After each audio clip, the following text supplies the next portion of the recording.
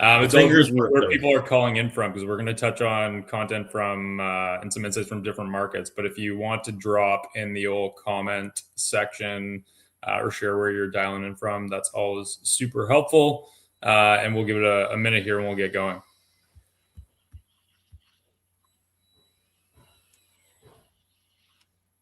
We'll start to, because we have a lot to go through, we'll start to inch our way forward in the presentation and take it a little bit slow as people walk in.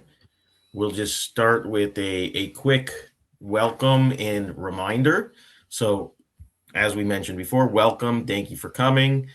This is our second annual Sponsorship Landscape Unwrapped presentation and webinar. There will be a third in 2027, but let's get through 2026's first. A reminder that you don't need to take screenshots of the screen or notes if you don't want, because we will be sharing this entire presentation with everybody. We also encourage you to keep discussion going. Please do type in the chat box if you do have questions or anything you want to know about or discuss. We will stop and have that conversation because it is an important part of the process and of the webinar. We might stop you because there's a lot to go through, so we do have to get to the end, but we do want discussion, and in fact, we encourage discussion. And then other than that, I am going to right now pass the mic to Adam Mitchell to kick us off and start our Unwrapped 2026. This is the best. There's literally, I appreciate people actually have commented where they're coming from. We have people from like Brazil, the UK, all over the US, from like the West Coast, Kelowna. Paula, you're in Palm Springs. I wish I was in Palm Springs as well. Yeah. But we obviously really appreciate that you guys continue to show up. As long as you guys show up, we'll keep doing these webinars, and we got great feedback on last year's. So we're looking forward to getting into it today and sharing kind of what we're seeing, we're hearing. And as you guys know, like there's, we encourage the challenge and the feedback. So we thought we'd start, as we usually do, with like kind of some of what's happening around the globe today. Obviously, 2026, here we are 2 weeks in. And there's a lot going on over the next little while. First and foremost, of course, we've got FIFA around the corner coming to North America. You have seen the news headlines. There's a lot of shock and awe over ticket prices. There's also a lot out there saying that tickets are essentially sold out. There's also a lot of talk in the market about how different soccer, football, depending on where you're coming from, properties are going to benefit or try to benefit from, of course, the momentum that we will see as FIFA draws near. We generally see that these major milestone events will add new engagement, new fan base as we're getting closer to that start date. And as you can see from Apple MLS, lots that is still in the news as to how they're going to, find a way, hopefully, to bring people to their platforms to continue to enjoy soccer and football across the globe. But before that, we have, of course, Milano Cortina, Olympic and Paralympic Games. You've got, of course, ICE. For whatever reason, ICE has taken over essentially the news cycles related to Olympics and sport, generally speaking. The NHL making its first reappearance in about a decade. It's going to be really interesting to see what that does for Olympic men's hockey. We see in our tracking Olympic men's hockey relative to Four Nations Face-Off, of course, the property that first launched last year, or that centered last year where Canada did win. Apologies to our friends to the south. But those two properties are literally neck and neck. Just about neck and neck. So it'll be interesting to see what happens coming out of the Olympic Games. You also have the rivalry series on the women's side from a hockey perspective. The U.S. certainly had our number recently, but we'll see what Canada is able to do. And you even have LA 2028 already starting. Ticket sales just dropped, or the ticket lottery just dropped recently. So the Olympics is in full swing, and obviously a lot of exciting things and stories and activations from a brand perspective to come. You've got golf. We have the first to move back from LIV to the PGA and Brooks Koepka, obviously a major household name in the golf channel. Really interesting to see. Once again, it's not just about Brooks and him moving back and forth and the reaction that, of course, some of the players are speaking out about. It's also about how these emerging leagues are challenging one another and how they're jockeying for position in the market and what role they play and how they're going to coexist in a way that's going to actually be beneficial for both properties, for fans ultimately. And had to shout out Nick Taylor, a good Canadian who's just defended at the Sony Open in Hawaii. You've got expansion on the rise. On the next slide, Neil, in terms of everything that's happening in the world of sport, you've got TGL, which is the indoor golf, who has announced recently that Alex Morgan is going to be the lead investor for a group bringing the WTGL, so the women's side of that to the coin. You've got the PWHL that is just wrapped up their takeover tour with some major attendance figures in markets like Quebec City and Halifax. It was also around the corner for me in Hamilton recently. You got the NSL announcing expansion plans, these new leagues that are essentially just building and building momentum as they see the demand draw, which is super exciting for the world of sport and entertainment, and also creates a lot of new opportunities for brands that are trying to get into the space and challenge some of the bigger ones. We've got CanCon. I have not watched it yet. I have heard a lot about it. It's coming up on almost every call that I have. Heated rivalry, I think, is, one, is great from a Canadian perspective to see Canadian content taking the airwaves. Two, it's incredibly important for content to drive conversation around really important and systemic issues in sport. And this is one example of that. I do have to call out, apparently, I found this out the other night at a friend's birthday party, that the little pub that you see in the right corner there, Winchester Arms, is actually in Dundas, Ontario, which I recently moved to. So I was sitting in the pub where Heated Rivalry was filmed. So that's a fun anecdote. But I think really importantly, first and foremost, is content addressing major issues and creating conversation on important topics for us all. You've got, now we've found global apparel giants like Fanatics are launching content studios. Random, okay, they see an opportunity to get into the content game. They're making that shift, and they're doing it in a big way with some of the allegiances, the partnerships that they've already struck. You've got recently a professional dart player, and darts is big business. We may not fully understand it here in Canada or in North America, but it is big business. And Luke Littler apparently signed a reported deal that is worth $27 million. There's a lot of different elements of that deal, but celebrity endorsements are alive and well and growing, and they're changing in terms of their capacity and how those deals are being structured. There's value coming from rev share deals off of apparel, as well as just kind of net endorsement content opportunities. We've also seen recently the Live Nation CEO talking about how it was kind of an unpopular opinion. I don't know if you saw it in the news headlines, but he was talking about and was recorded saying that music tickets are too cheap and that they've been undervalued for a long time.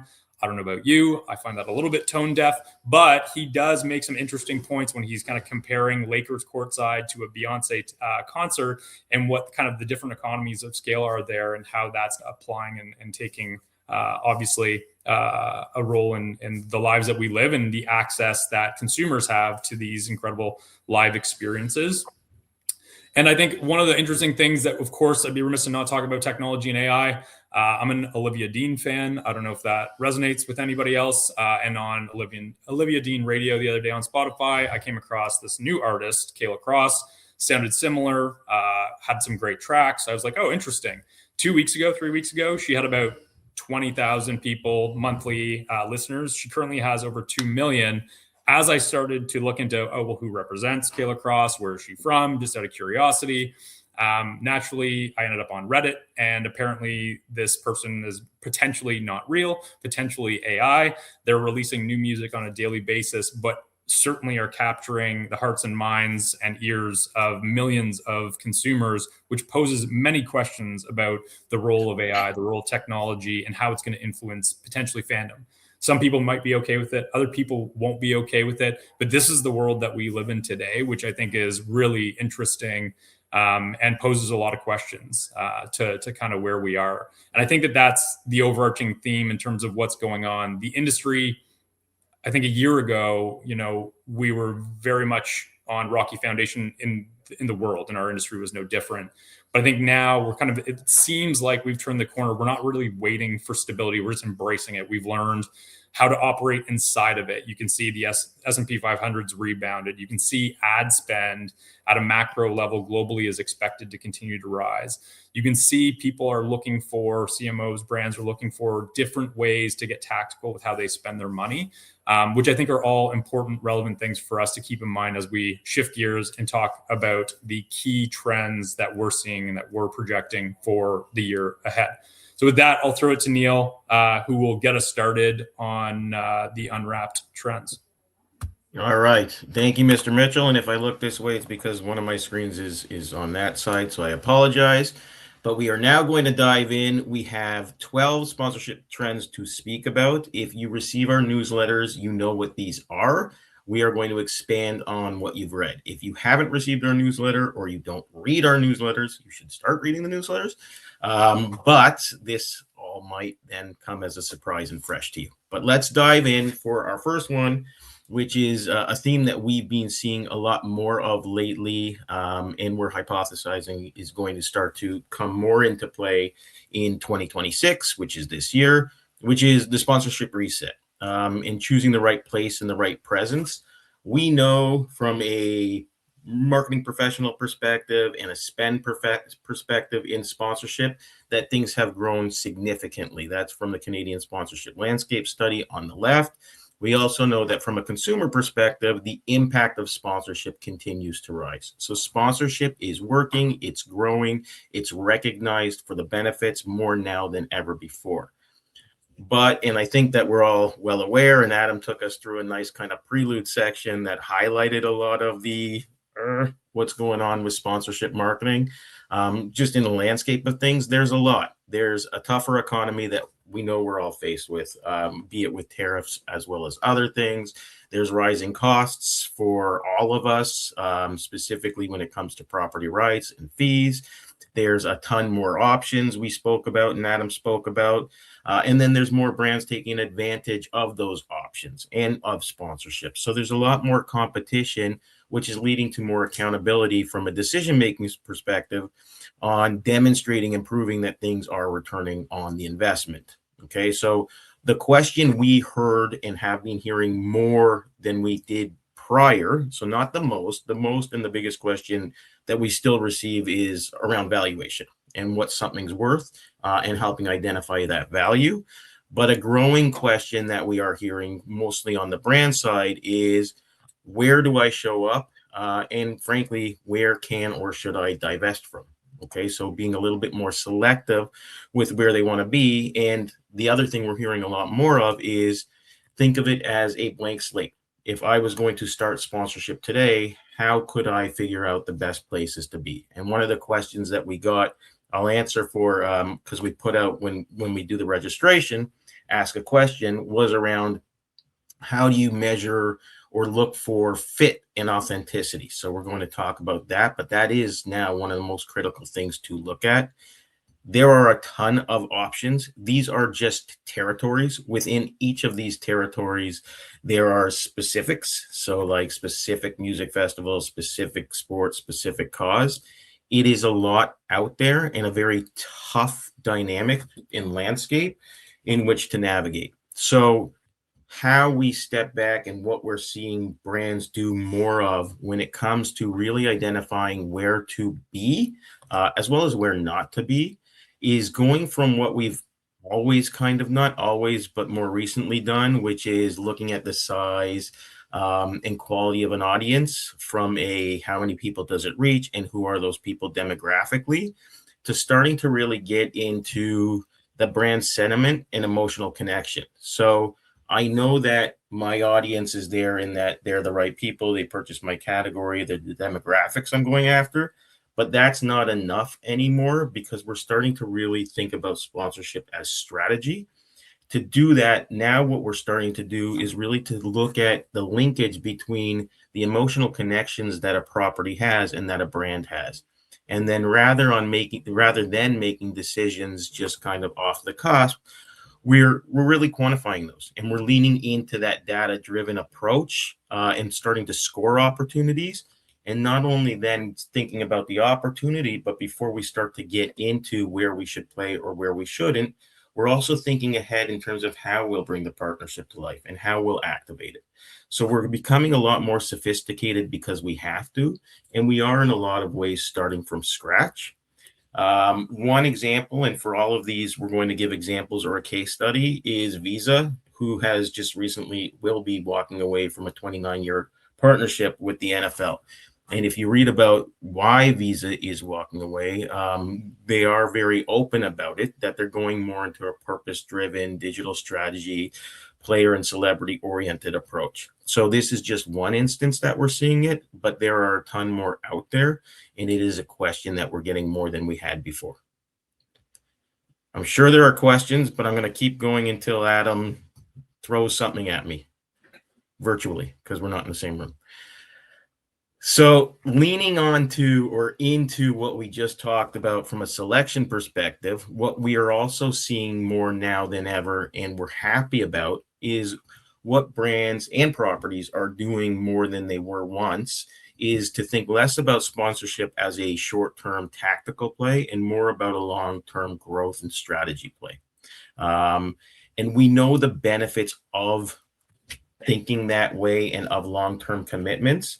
And just, again, very quickly, I know everybody can read the words, but the ultimate takeaway from this is for the team, it does become a strategic mindset shift, say that 5 times, where we stop thinking about what we're going to do this year, and we start thinking about what we're going to do for the next 3 or 5.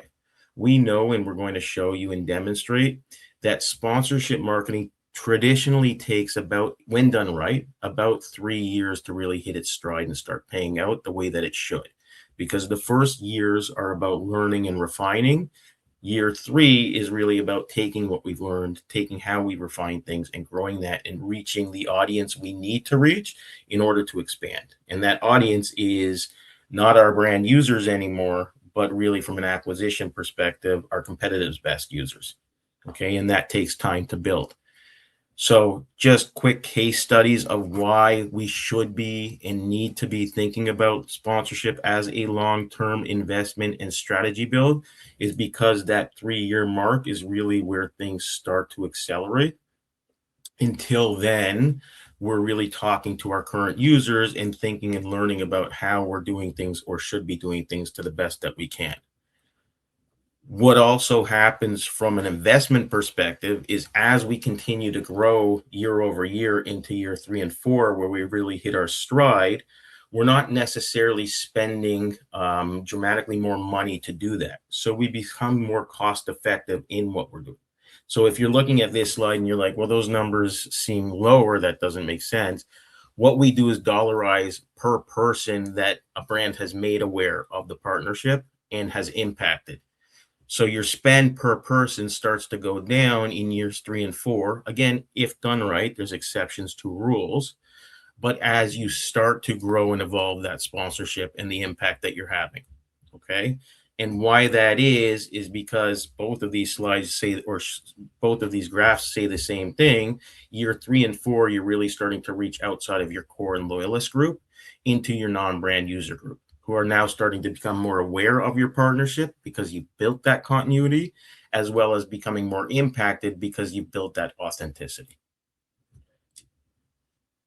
A case study is Boston Pizza, who has entered new into a Live Nation as of last year, but you can see what they're doing and how they're bringing the partnership to life is they're not thinking about it just being at a festival or at an event one time with their logo. They're thinking about a long-term strategy play. They're bringing live music into their restaurants. They're doing the promotions and the contesting and the exclusivity and those types of experiences. And they're thinking about things not for, this year only, but for years to come. How are we going to grow our credibility and authenticity in the music space, not just the Live Nation space, but in the music space? I think the one thing I would say, it's come up, it's certainly come up probably half a dozen times in the last 2 weeks to start the year in terms of this like multi-year deal. It's always a topic. Yes, it's beneficial for a property or rights holder to have predictability and revenue and to have commitment over time, but it is to the benefit of the sponsor. It is to the benefit of the brand who wants to show up, who wants to build an association that's going to actually move the needle. And we have the data to back that up. It's obviously, as Neil said, it doesn't guarantee it. You have to show up in a meaningful way and understand the audience, but there is data to prove that you should be considering that 3+ year time horizon in order to actually break through and to get the economies of scale, the impact that you're looking to get, which is helpful, I think, in ensuring that it's not just a self-serving comment. It's one that actually benefits both parties at the table. Okay. Athletes and celebrities. We spoke about this in 2025, and we spoke about the continued kind of surge of leveraging athletes and celebrities and influencers in sponsorship marketing. Where we're seeing a shift now is the continued use and leveraging of athletes and celebrities, but thinking more about how to best use them versus who to use. Okay, so who to use is still the first question you have to ask yourself, making sure they're the best person to use, but how to use them is how you really drive impact. And that's becoming more of a question where we're seeing more of our clients ask us, help us understand how to do this best. So we know the impact and effect. We know as marketers and professionals, we continue to see sponsorships and celebrities representing a significant portion of sponsorship spend.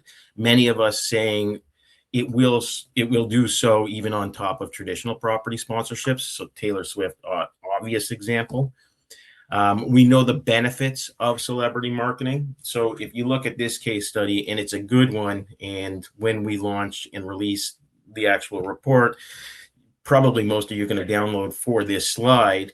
You look at sponsorship and having just a branded communication or a brand spot during a sponsorship, and that gets you halo and it gets you purchase intent. When you take that into integrating the property, so the team, league, or event, into your spot, you get even more of an impact. When then you layer in the right personality into the mix on top of all of that, that's where we're really seeing a maximum potential. And again, there's exceptions to rules, but we are seeing acceleration with the proper use of a celebrity or of a personality. So we've gone from looking at the right person from an engagement and fit and potential perspective to really asking about the strategy portion, which is how to best use a celebrity or influencer. And really what it comes down to, okay, and these are the main drivers that a celebrity or an influencer can have in terms of driving somebody to purchase a product they would not have otherwise. If I step back, take away the data and look at everything and just have a conversation, it's about that celebrity really representing the brand as well and standing out and being proud of that brand. So they have to be a fan of you as much as you are a fan of them. Talking about you, using your brand, those are the types of things that are going to really move the needle. Having just a celebrity there as a face, again, gets you some goodwill, but it's not going to take you to where you want it to go. So it is one thing to choose the right person, but more and more we're making sure that that right person is going to stand up for us as much as we're standing up for them. An example of that, specifically if you're Canadian, I'm sure watching the Blue Jays was phenomenal as well as heartbreaking. But I think we all saw a lot of TD's marketing and using and leveraging George Springer, again, in the right and best ways. So it wasn't just George Springer standing there, holding up a debit card from TD. They integrated both into the Blue Jays, the team, and baseball, but also into their brand and what their brand stands for, which is comfort and confidence.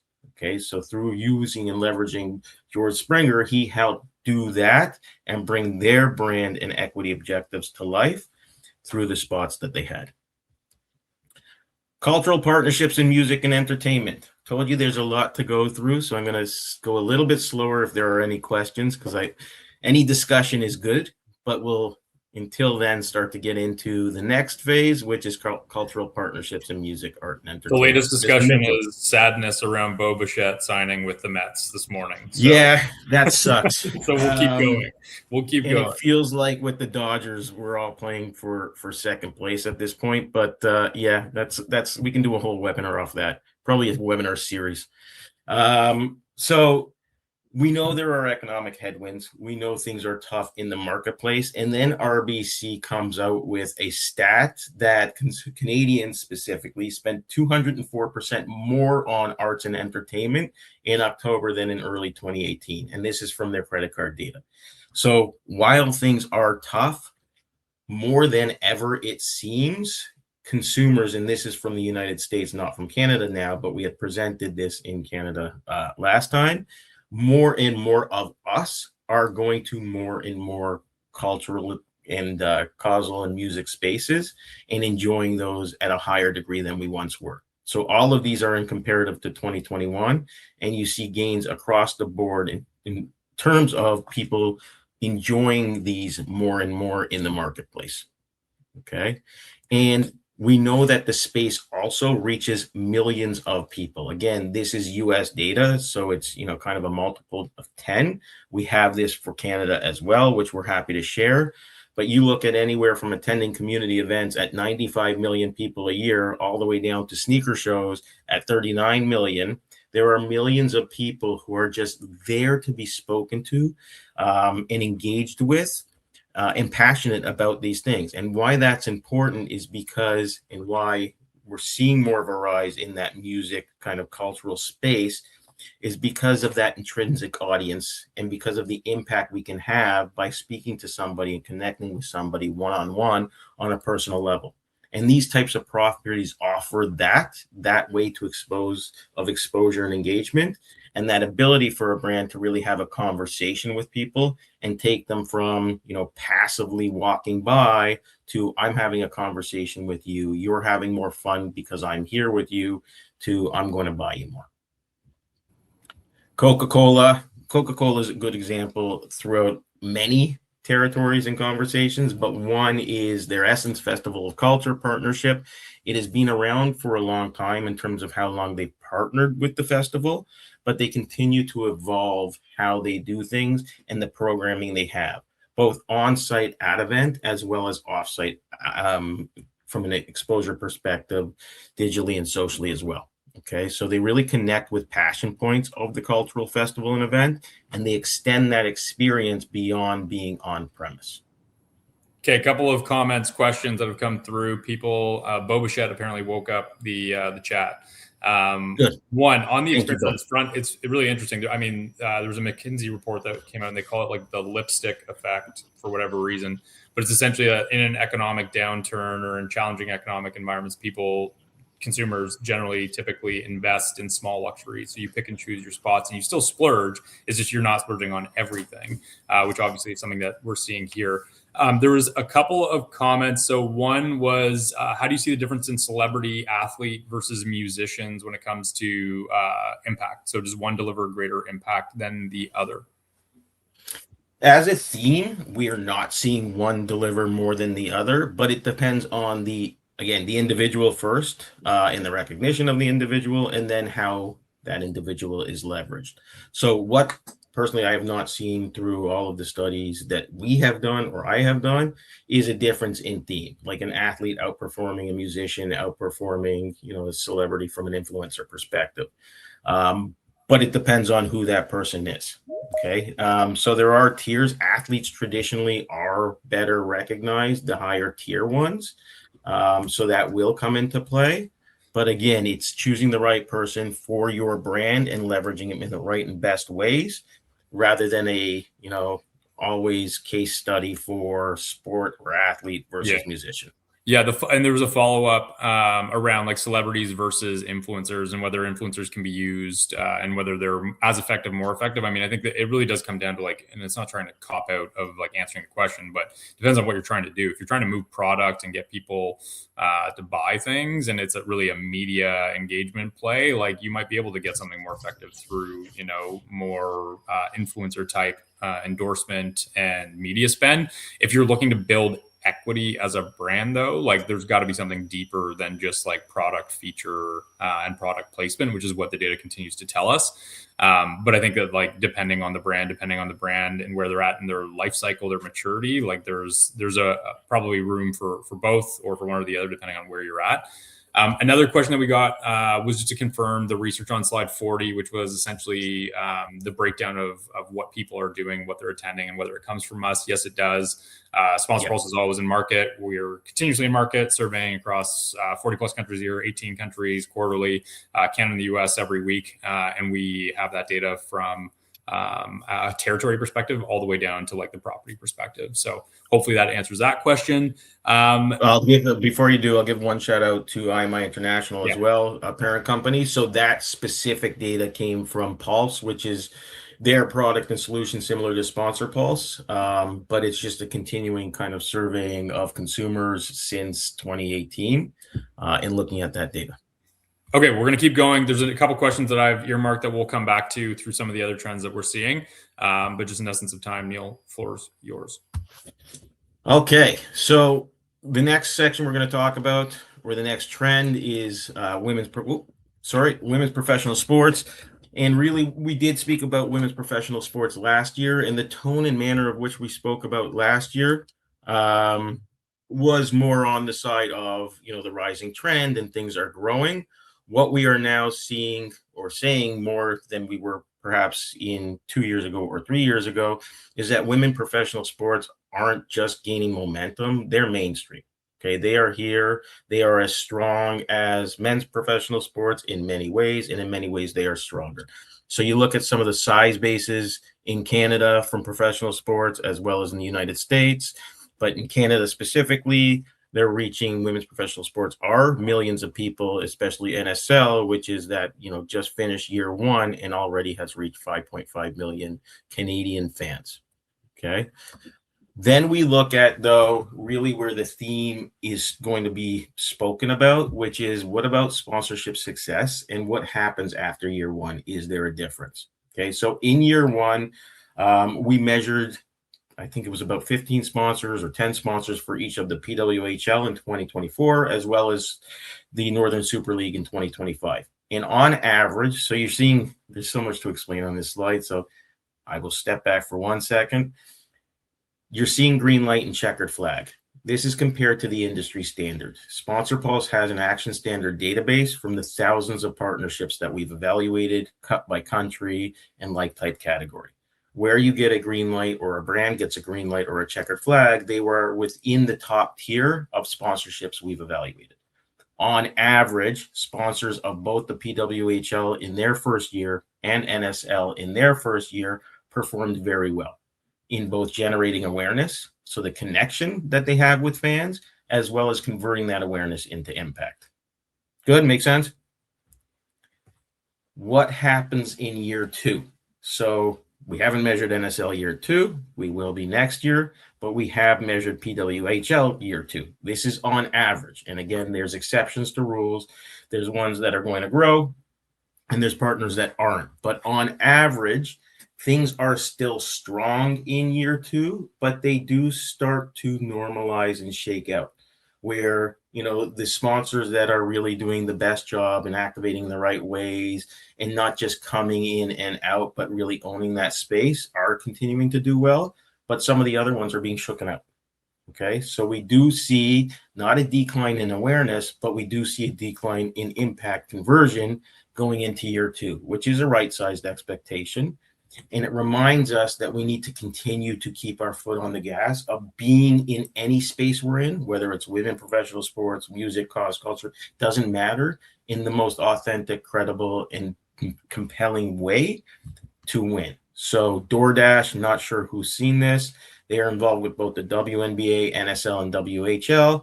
They have an amazing campaign that is bringing it all together, and they're really living and breathing their objective and purpose. And that is an example of one that continues to grow. Not all are. Really quickly, two quick things. One, we often get asked, what does success look like? Or how do we know if we're successful in a partnership in the space? If you're considering women's sports, use these averages as your benchmarks. You already have them. They're here. Yeah. They've been provided. The other thing that I think is important to note as you go from year one to year two, we've obviously done the study on our own dime, not on behalf of the PWHL. That's why we're sharing it with everybody here. The reality, though, is that there are new entrants, right? So there are things that will change when you get the law of averages. But obviously, when you look at certain case studies, I think the point certainly resonates is that it's the brands who are committing over the long term to build equity with these properties that are going to actually stand to benefit the most. And that continues to prove itself. But use the data. It's there as the benchmark when people are challenging. Can we get impact out of women's sports? The answer is absolutely yes. And the facts are there to support it. All right. I know we're running short on time. We still have time, but we're running short. So I'm going to kind of do this on fast forward. Like my youngest watches television shows, which I'll never understand. I like to just take it in. Anyways. I digress. I say I'm going to speed things up and then I tell a story. The Canadian effect is still here. It isn't going away. 69% of Canadians have recently made a purchase because that product was made in Canada. And not only are Canadians purchasing more products that are made in Canada, we're going out and doing more in our community because it supports Canada. Okay. And we're continuing to do that at a pretty high click rate. And when asked about can sponsorship help promote Canadiana, so to speak, we didn't ask it like that. The answer is also yes, it does, and it can, especially with that younger audience who does see sponsorship or sponsoring a team or a league or a music event or a festival in Canada as also a demonstration of Canadian pride. Okay, and there's a lot that we're going to be talking about and screaming and shouting for. So there's going to be no shortage of opportunity for brands coming up to really capitalize on that Canadiana beyond made in Canada, putting that on your brand, really getting in touch with Canadians at a community level and speaking about the importance of being Canadian. This is one of my favorite campaigns that I have seen in a long time. If you haven't seen it, please go watch it. Sick Kids Children's Foundation with Freddie Freeman, so talking about Bo Bichette, the Dodgers, etc., where the kids booed him out of the room, and he was amazing about it. But essentially, so it was Sick Kids doing it with the Toronto Blue Jays in mind, really bringing in that Canadiana flavor and pride of the country, but also doing a phenomenal job of communicating their purpose and objectives. Okay, so again, please watch that if you haven't. Impact on FIFA. I know Adam talked about, what we're seeing and, some inconsistencies in the marketplace, maybe a little bit when it comes to ticket purchasing. But from a consumer perspective, we do see FIFA is here. It is real. Momentum is growing. We see a spike. It is very clear what that spike is when you look at momentum of FIFA, specifically in 2025. We know that currently, I think it's about 42%, 41% of Canadians and Americans are engaged or fans of FIFA. When you ask Canadians specifically, but people, are they going to watch? The intention far surpasses current engagement. Is it all going to be realized? No. Will it depend on, the home country and how well the home country does? Yes, but we do expect hype to continue. No different than it did perhaps with the Toronto Blue Jays, where you saw spikes and everybody talking about it who maybe was never even aware of, the Blue Jays to begin with. Everybody was talking about the Blue Jays when they won. So we're going to start to see more of that. And from a sponsorship perspective, it's working, it's resonating. The hype from a consumer and fandom perspective is translating into sponsorship potential. But potential doesn't mean actuality, and it doesn't mean being actualized. Brands need to step up. The clutter is going to be tremendous. There is going to be a lot of shouting. FIFA proper sponsors, U.S. soccer sponsors who aren't part of FIFA, grassroots league, like just brands communicating and having broadcaster and commercials. There's going to be a lot in the marketplace. The brands that are going to win are going to, again, connect back to what they do and how they do it best, and really be authentic in how they're going to bring things to market. Airbnb, an example of that, being a host impact sponsor and really helping to help the host countries and cities do more, do better in investing in that. A Deloitte study said, and it's just here below, so I'm just reading it, that the expectation from an economic impact study for host city economies is 3.6 billion. So a lot of money at play in Airbnb doing and playing in the space in the way that's credible to them. Civic sponsors go mainstream. There's a lot in here. I told you it's a really great take home piece, but we're going to fly through a little bit of this quickly. Civic sponsorships going mainstream, so local at city level connections really becoming and having more prominence. Twofold reasons why. One is pride in community, which continues to grow, and supporting for community, and that's kind of in North America as well as globally.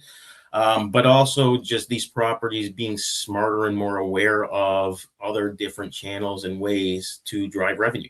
And sponsorship's a big one, and not necessarily just in the traditional, I'm going to put my name on a building, but also in ways like, there's opportunities to do something with a library, with a book reading club, or at local skating rinks. And we're seeing a lot more of that happen. across all of these assets from a municipality perspective, not just, again, sporting buildings like Quench here, which they do a good job at, but also, again, you see a host of other things happening in the community that are more integrated and speak to that connection. And one of the reasons why we talked about earlier, why we continue to see festivals doing so well in the causal space, doing so well in community space, doing so well, that ability to connect with people. Which brings us into the rise of mid. Am I going too quickly, Mr. Mitchell? No, you're good. Fire away. Audience is like, quicker, just joking. Rise of midterm and challenger brands. So this comes into play with the last one, but also a lot of what we're seeing. You know, it's funny. We continue. I don't know if you're going to find it funny, but we do continually get asked, especially by properties, what's the unicorn category? And unicorn, like what's the new category coming into sponsorship that we should all go after? And the answer is, well, you know, maybe sometimes there are one, but more like the better way to think about it is what are the types of brands and who are the types of brands that are the unicorn? They're not unicorns, but are really starting to evolve in sponsorship. And it is as we progress into these new leagues and teams and into municipalities, they are some of those smaller scale or mid-tier brands that are really starting to make their way into the mainstream of sponsorship. And the reason is because number one, you know, the cost barrier to them with some of these new opportunities is not what it was. But number two is the benefits. And from a consumer perspective, being more noticeable and connected, being more relevant to my industry, like all the benefits we know and love about sponsorship are true for all brands that do it in the right and best way. So you see a lot of these smaller or lower tier and mid-tier brands really starting to get involved in sponsorship, sometimes in traditional ways, but also often in non-traditional ways. Like one of my favorite examples is kind of hidden here, the Running Man movie, which I haven't seen, but I saw this commercial. Liquid Death had an actual commercial for their brand in the movie. And it's, again, just one of the ways that they're challenging, you know, the mainstays in unique and different ways. They have NASCAR as well. I believe it's NASCAR, but they're also getting into movies, and not just in the product placement sense, but they're literally having their advertisement in the movie. But if you are looking for the unicorn, I think that it might be Polymarket and essentially the ability to bet on anything. Not yet fully legalized in Canada, but certainly is making a splash. I mean, the brand Polymarket's making a splash, just trying to deal with MSG. I think that's one to keep an eye on, along with the others here who are challenging, which is obviously super helpful, hopefully, as to who you're prospecting. Last couple of things. One of the things that we talk about is like the macro plus the micro, and that's where we think that there's magic. I think if we look at the broadcast, like traditional broadcast industry, like building a brand requires both reach and frequency. You can't just yell to everybody. You need to get your message across multiple times, right?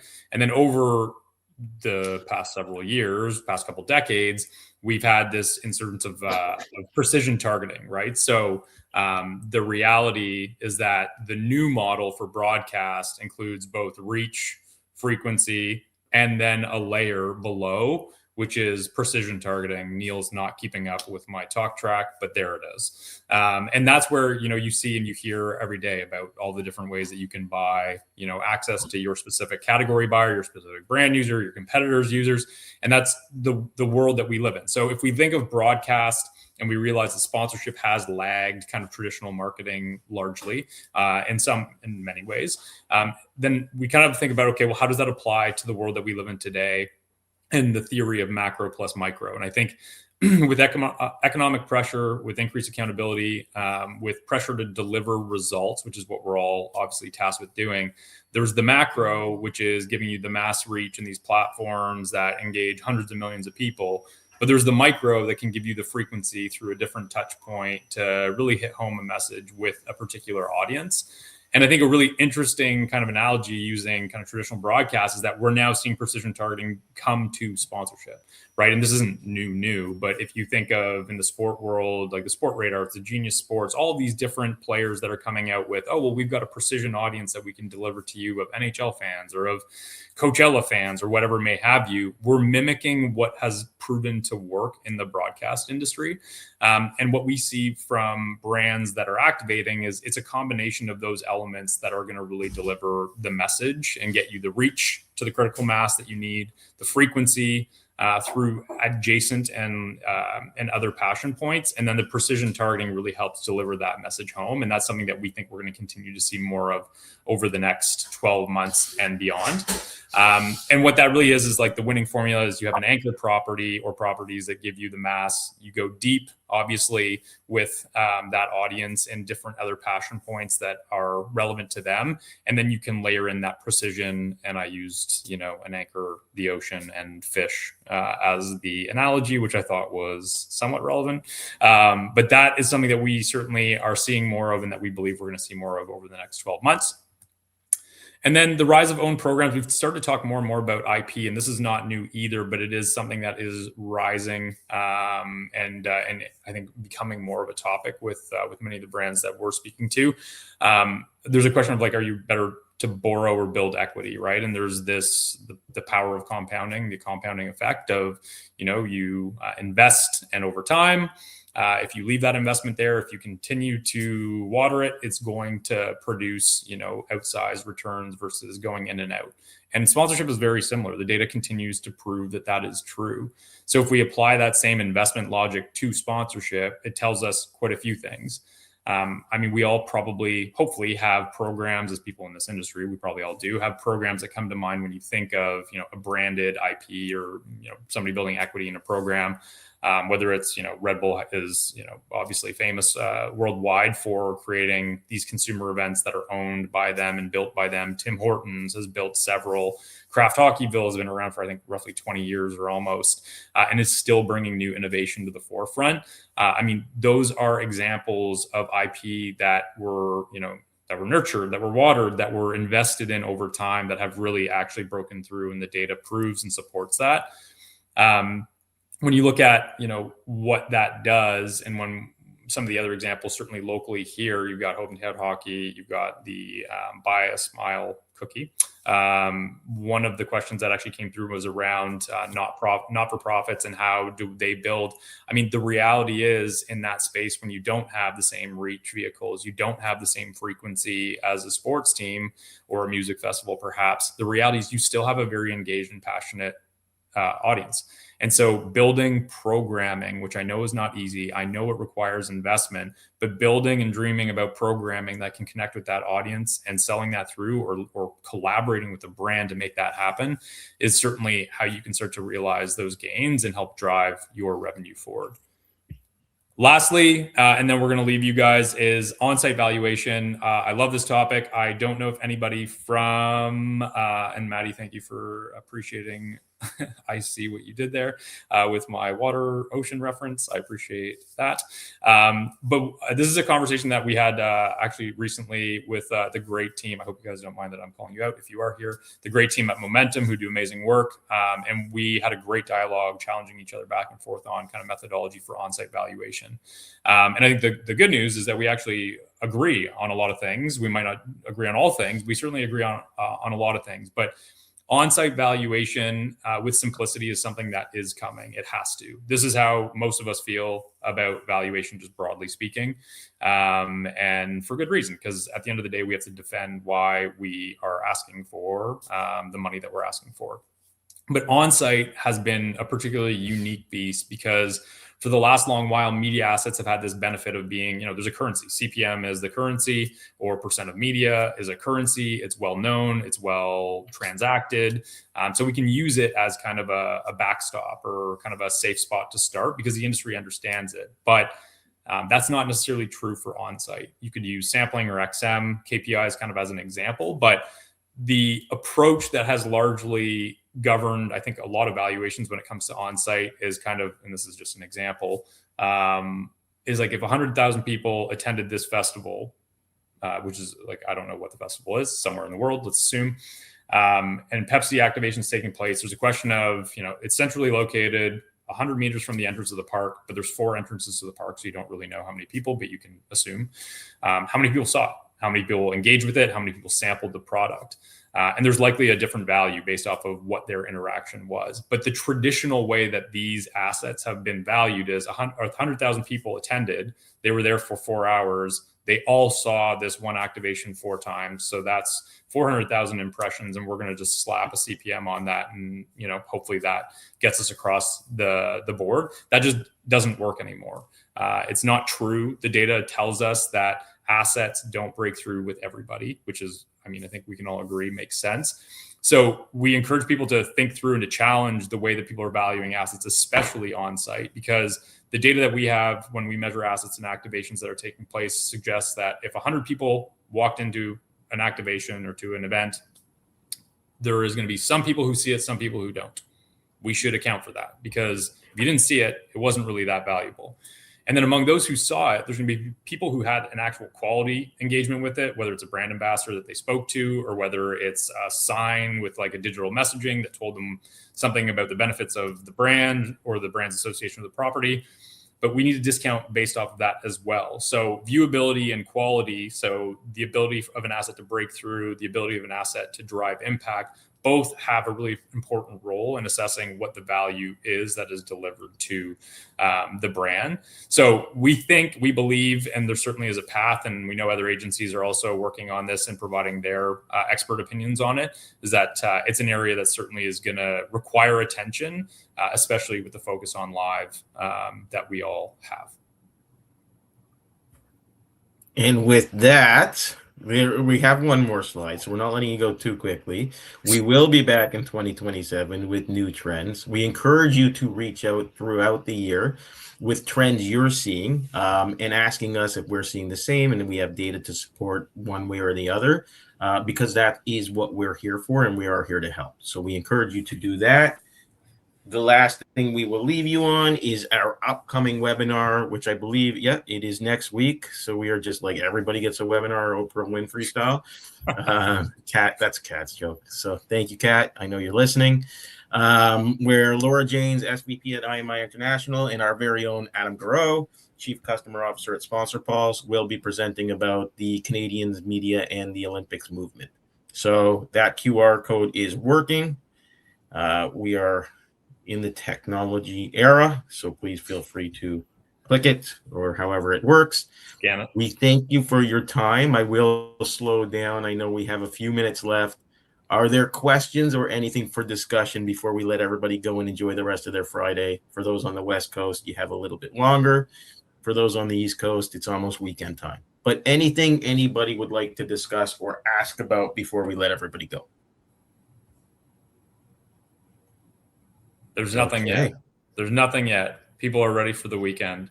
It's Friday. No, I know, exactly. We appreciate everybody. Honestly, you guys show up, and as long as you show up, as I said, we'll continue to be here. So appreciate all of your time and interest in the topic. Please reach out anytime with questions, comments, feedback. We're here for it. And most importantly, wishing everybody a very successful, healthy, happy 2026. And we will be in touch soon. Well said. Have a good weekend, everybody.